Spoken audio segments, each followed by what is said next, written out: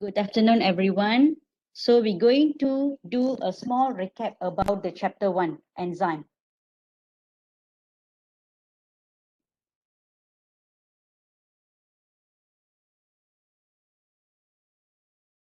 Okay. So based on the chapter 1, there are 8 subtopics. But for this week lesson, we are going to focus about 4 subtopics only. So these are the 4 subtopics we're going to cover in this lesson. Characteristics of enzymes, enzymes in lowering of activation energy, mode of action, and enzyme specificity. So these are the 4 subtopics from the chapter 1. We're going to do revision. So based on the learning outcomes of this chapter, there are 6 learning outcomes for this chapter 1. Explain the properties of an enzyme, describe the enzymatic reaction, describe the factor that influence the activity of enzymes, explain the basic principles of enzyme inhibition, describe allosteric regulation of enzyme, and define the classes of enzymes. So at the end of this lesson, the students should be able to explain the properties of an enzyme and also the enzymatic reaction. So for today's lesson, we focus these 2 lesson outcome only. Okay, so before you learn about the enzyme, so you should know about the metabolism. What meant by metabolism? Actually, metabolism is total of all the chemical reaction that occurs inside the living organism, specifically in the cell. So there are 2 categories of the metabolism reaction: anabolism and catabolism. Anabolism means the simple substance that they combine to form more complex substance. Catabolism means the complex substances are broken down to form simpler substances. So generally, you remember that the biochemical reaction, they consist of anabolism and catabolism. All the chemical reaction that takes place inside the cell within the organism is metabolism. Okay, so let's we look at the example of the anabolism reaction. For example, the glucose molecule combined with glucose molecule produce glycogen. So the simpler substances, they combine to form complex products of the glycogen. Catabolism means, you remember, the complex substance must be break down to form the simpler substances. So here the complex substances or the reactants is glycogen. So the glycogen break down into the glucose units. Okay, then the anabolism reaction need energy to produce the high energy products. However, for the catabolism reaction, it involves the breakdown of high energy complex substance into low energy products. So the products that form in anabolism have high energy products for anabolism. However, for the catabolism reaction, the products have low energy. So generally, anabolism is endergonic reaction in which the energy consumed to form the chemical bond in the products. However, the catabolism is exergonic reaction in which the energy released while the products form. So these are the differences between anabolism and catabolism. So keep in mind that anabolism and catabolism also important reaction you should know.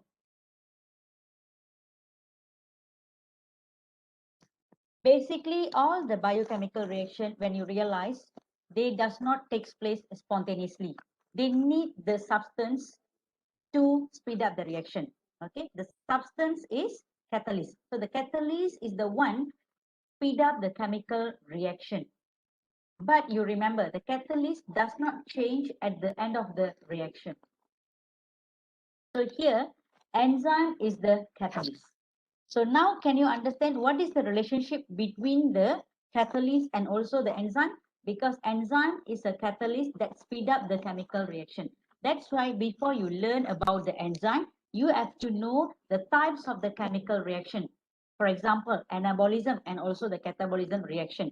Then only you have to know the role of the enzyme in the chemical reaction, the rate of the chemical reaction.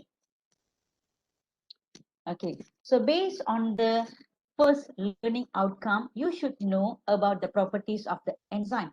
So there are 6 properties of the enzymes. Okay, first, enzyme is a globular protein which made up of the long and linear chains of the amino acids that fold into the 3D shape. So mostly the globular protein is tertiary and quaternary structure. Second, the enzyme have active site for the substrate binding. So active site is the site where the substrate bind at the active site is the site where the substrate bind at the active site of the enzyme. Okay, let's look at the diagram below. So this is the green color picture. The diagram shows that the enzyme, and the yellow color is substrate. So substrate is the one will bind at the active site of the enzyme, and then the substrate catalyzed by the enzyme. So you remember, active site is the site where the substrate bind and catalyzed by the enzyme. Okay. Next, the enzyme's catalytic reaction is reversible reaction. It means when the substrate bind at the enzyme. Okay, for example,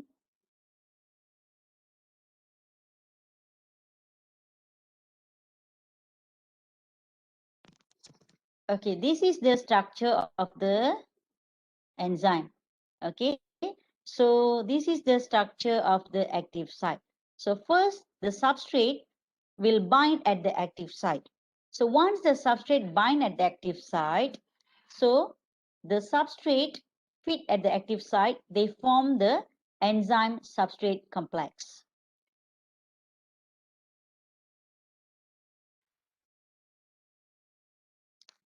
So this is the one enzyme substrate complex.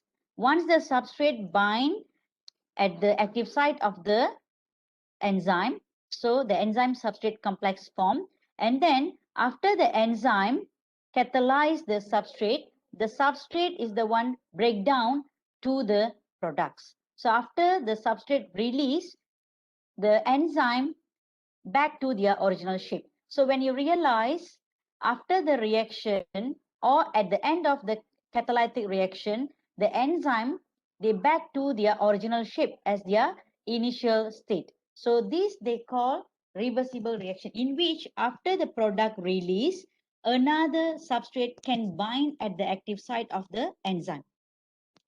Okay, next characteristics of the enzyme is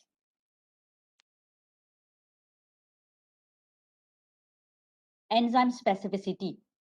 So for a chemical reaction to take place, the reactant is the substance that they bind at the active site of the enzyme. So the reactant known as substrate.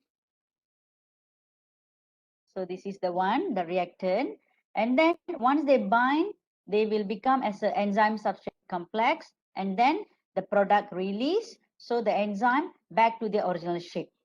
Okay, because why? Once the substrate bind at the active site, it will stimulate the active site and also the enzyme change their shape to fit the substrate at the active site.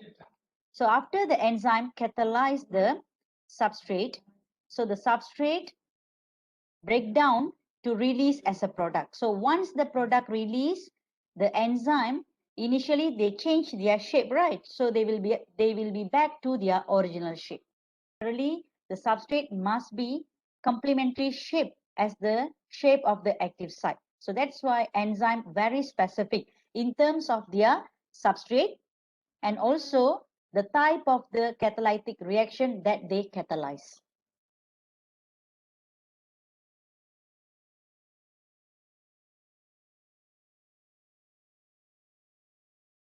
So there are 3 categories. Actually, there are 4 categories of the enzyme specificity: absolute specificity, group specificity, linkage specificity, and another one more is stereochemical specificity. But based on your syllabus, you're going to learn about absolute, group, and linkage specificity. So about the stereochemical specificity will be as an extra knowledge for you. Okay, so the absolute specificity means the enzyme can catalyze one reaction only. Okay, so group means they will be act on the specific functional group such as the amino, methyl, or the phosphate. Linkage means their target must be the chemical bond. So this is the example of the linkage specificity.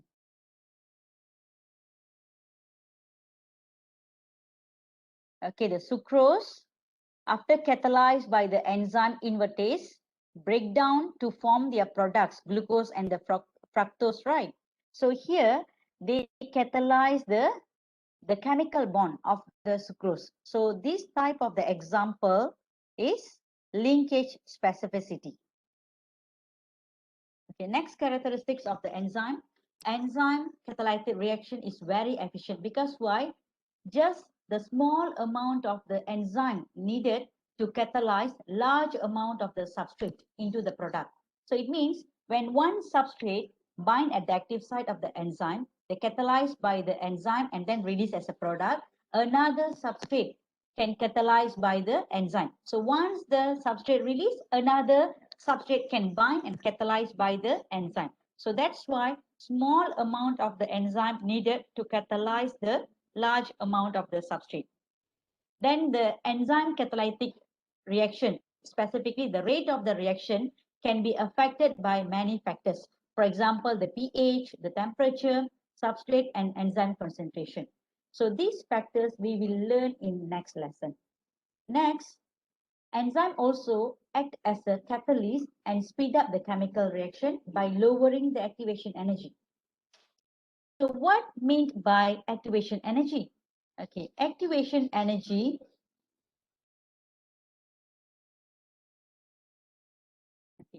activation energy is the amount of the minimum amount of the energy that needed to initiate any chemical reaction. At the same time, this is the energy needed by the reactant or the substrate to reach the transition state in which they form enzyme substrate. Okay, so activation energy is very important. So enzyme speed up the chemical reaction by lowering the activation energy. So if any of the chemical reaction, keep in mind that they must involve the bond breaking and chemical bond breaking and also the formation of the bonds. Okay, so to form the bonds or the break, they need the energy. Okay, so that's why the exchange of the energy between mixture of molecules or surrounding environment. Okay, so what is the difference between the presence of the enzyme and also absence of the enzyme in any of the chemical reaction? You might think, is that enzyme very important for all the chemical reaction? What will happen if no enzyme? Okay, any student respond. Have you think before this that is that the enzyme really compulsory for all the chemical reaction? What is the difference between the presence of the enzyme and also absence of the enzyme in any of the chemical reaction? Give a try.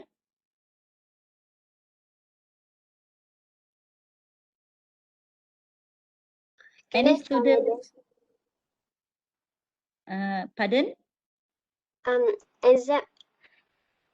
Without enzyme, the reaction can still occur, but they would be slow. Yes, correct. What Nur Kamarina said is correct. It will be slow. Okay, so any other answers from other students?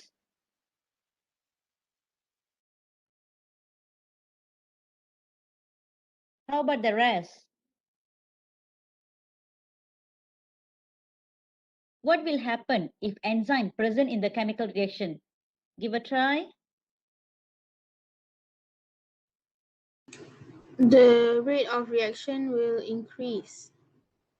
Rate of reaction will increase. It means the reaction will occur more faster and quickly, Yes. correct? Okay, Yes. right. That's true. So if enzyme present, what will happen? The chemical reaction can take place at the faster rate and also quickly. If let's say there is a no enzyme, what will happen? Still the chemical reaction takes place, but it takes longer time. Okay, so that is the difference between presence of the enzyme and absence of the enzyme in any chemical reaction. So how they speed up the reaction? By lowering the activation energy. Okay, as I mentioned earlier, activation energy means is the minimum amount of the energy that needed by the reactants or the substrate to reach the transition state in which they form the enzyme substrate complex before they release to the product. Okay, or the minimum amount of the energy to initiate the specific chemical reaction to occur. So this is the graph regarding the relationship between the presence of the enzyme and also the activation energy. Okay, you can see the two different curve, one in the red color and another one is black color. So this is the one, the black color represents presence of the enzyme or absence of the enzyme. The black color curve, the rate of the reaction represents the reaction with enzyme or without enzyme. Without enzyme. Without. Without enzyme. Enzyme. So the red color curve represents the rate of the reaction with enzyme. Okay, what is the difference here? Okay, this is the one, the activation energy. So when you compare the red color curve and also the black color, so the activation energy for the red color is low compared than the black color curve. So here you can see they need more energy. So if there is an enzyme, they just need minimum amount of the energy. At the same time, the reaction occur very fast to reach the transition state and then release as a product. But for the reactants, let's say don't have the enzyme. So what will happen? The reaction will take place in slower manner. At the same time, they take more time to release as a product. So here they need more energy to break down into the products. So this is the difference with and without enzyme and their relationship into activation energy. So remember this diagram, very important.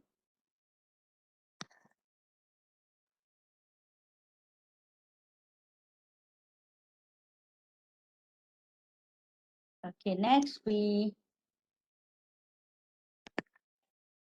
this also the example of the rate of the reaction. Okay, so initially the reactant or the substrate bind at the active site and then they should reach the transition state.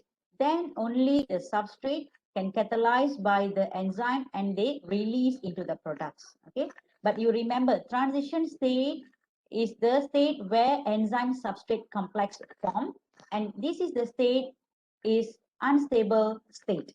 It means they're not stable and the bond between the substrates break down and then they can release to the products. So the bond between substrate and also and the enzyme at the active site is weak bond. That's why once the substrate catalyzed by the enzyme, so what will happen? The bond between chemical bond between substrate and the newly formed product and the enzyme break down and then release the product. So as the product release, the energy release. So you remember previously I mentioned anabolism reaction, the reactant absorb the energy. However, the catabolism reaction, the energy released while the product release. So that is the difference. Can you understand? Yes, ma'am. Yes, madam. Okay. So it means in the catabolism reaction or the exergonic reaction, the amount of the energy released after the product form is more than the amount of the energy that absorbed by the reactant. However, in the anabolism reaction or the endergonic reaction, the amount of the energy absorbed by the reactant more compared than the amount of the energy released through the release of the product.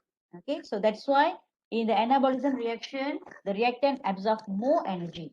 In the catabolism reaction, the product, when the product release, more energy release. So this is also another example of the rate of the reaction related to the enzyme and also presence of the enzyme and also the activation energy. Okay. So I already explained about this. So let's we move to the relationship between the enzyme and also the activation energy. Actually, I already explained together with the diagram. So first thing, to lower the activation energy, the substrate must bind at the active site. So it means the orientation of the substrate at the proper orientation at the active site of the enzyme. Second, once the substrate bind at the active site, so it will stimulate the substrate to stretch and fit exactly at the active site. Because why? The shape of the substrate and the active site first not same. So that's why the substrate binding will stimulate the substrate to stretch and fit exactly at the active site of the enzyme. Third, it also needs the favorable microenvironment. Okay, for example, if the active site of the enzyme, if has the amino acid with acidic R group, so the pH is low. And also, the shape of the active site will look like as a pocket shape or groove. So this is the favorable environment. Okay, so we already covered the characteristics of the properties of the enzyme. Second, we also already go through about the relationship between enzyme and also the activation energy. Okay, third, you have to know about the type of the enzyme catalytic reaction model. So before you learn about the mode of the action or the type of the models, you should know the basic mechanism of the enzyme. So the basic mechanism is the substrate bind at the active site. Okay, they fit exactly at the active site. So the substrate binding simulate the enzyme active site fit exactly, and then the substrate catalyzed by the enzyme. So the chemical bonds inside the substrate break and then cause formation of the new bonds in the products. Okay, after that, the products release from the enzyme. So the enzyme and the active site back to their original shape of the enzyme. So remember this mechanism, very important. This also one of the question commonly asked in the exam. So when you do your past year questions, you will come across what are the topics they commonly ask in the exams. So remember the properties also generally and also common question. The properties, the basic mechanism, the type of the model, and also how the enzyme works by lowering the activation energy. Okay, these are the two types of the mode of enzymes catalytic reaction. Okay, first we look at the lock and key model. Okay, of course, you know, right, what is lock and key? Okay, the general concept. If let's say the same, the correct shape of the key can fit the lock so that you can open the door, correct or not? If let's say you use the wrong key, what will happen? You cannot open the lock. Am I correct? Yes. Yes. So same thing, you apply this concept to the enzyme catalytic reaction based on the lock and key hypothesis. So this lock and key hypothesis proposed by who? The scientists. Emil Fischer or Daniel Koshland? Emil Yes, Fischer. correct, Emil Fischer. So lock and key proposed by Emil Fischer. However, induced fit theory proposed by Daniel Koshland. Okay, what is the difference between lock and key and induced fit? In the lock and key, when you realize here, okay, the substrate act as a key, they will fit at the active site of the enzyme. So the enzyme will act as a lock. So if the correct shape of the key or correct key can fit the lock and they can open the lock. So still same as the enzyme catalytic reaction. So it means the shape of the substrate must be complementary to the shape of the active site. So same shape of the substrate only can bind at the active site. If let's say the shape of the substrate not complementary to the shape of the active site, so the enzyme cannot catalyze that particular substrate. So the active site of the enzyme is rigid and also not flexible. Based on the induced fit, okay, when you realize here,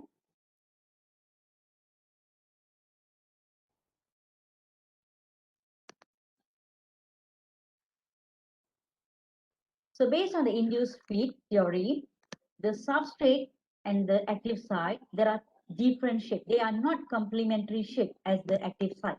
So here, but what is the difference? The active site of the enzyme based on the induced fit theory is more flexible. It means the substrate first will bind at the active site and it will induce the enzyme to change the shape of the enzyme. At the same time, the active site shape also change so that it can fit the substrate. Let's watch the animation of induced fit theory. As the substrate bind at the active site, it induces the enzyme to change its shape to fit the substrate.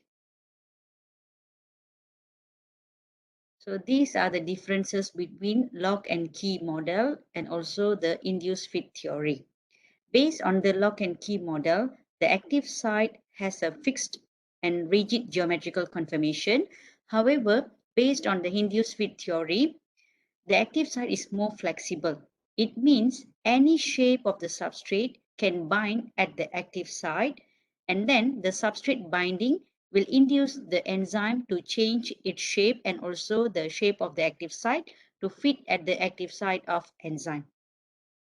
In lock and key model, the key act as a substrate, the lock act as a enzyme, and then the key hole act as a active site. So the correct size of the key only can fit into the keyhole of the lock. So it means the correct shape, the complementary shape of the substrate only can bind at the active site. So the shape of the substrate must be complementary as the shape of the active site. So that's why the lock and key model is not accepted compared than the induced fit model. So induced fit model is widely accepted today. So you should know the reasons and the limitations of the lock and key model and why it does not accepted today. And another one more, the lock and key model is proposed by Emil Fischer, and then the induced fit theory is proposed by Daniel Koshland. So the differences between this model also you should remember because this is very important. So based on this chapter, you should remember the properties of the enzyme and then how the enzyme works by lowering the activation energy. Third, you should know the two types of the models of the enzyme catalytic reaction, such as the lock and key model and then the induced fit theory. Next, you should know the basic mechanisms of the enzyme catalytic reaction and also the relationship between the activation energy and also the enzyme. And then you should know about the types of the enzyme specificity.